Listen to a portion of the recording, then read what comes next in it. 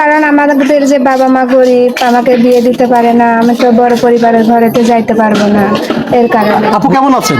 আলহামদুলিল্লাহ ভালো। ভালো আছে। আপনার নাম কি?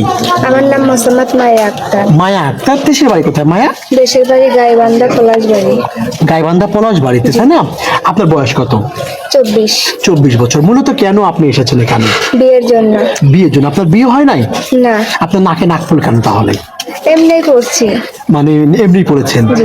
আচ্ছা, আপনার বয়স কত? 24। 24 বছর। আপনার তো ছোট ছোট বোন বা এলাকার বান্ধবীর বিয়ে হয়েছে, তাই না? জি।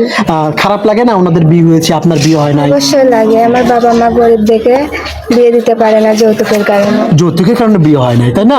আপনার পরিবারে কে কে আছে? পরিবারে ছোট বোন আছে আর মা আছে। বাবা? বাবা নেই, বাবা কি হয়েছেন? মারা গেছে। কতদিন আগে মারা গিয়েছেন? 1-1.5 বছর। 1-1.5 বছর আগে মারা গিয়েছেন।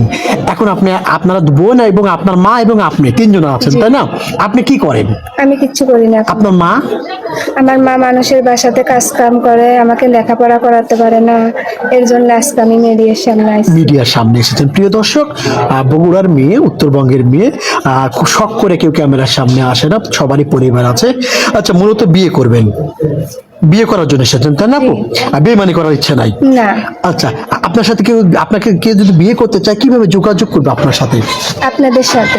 আমাদের সাথে। প্রিয় দর্শক, নাম মায়া, বয়স 23-24 বছর। ওনার সাথে যোগাযোগ বা কথা বলতে চাইলে আপনার ডিসপ্লে একটি নাম্বার দেখা যাচ্ছে, নাম্বার ইমো, হোয়াটসঅ্যাপ সব আছে।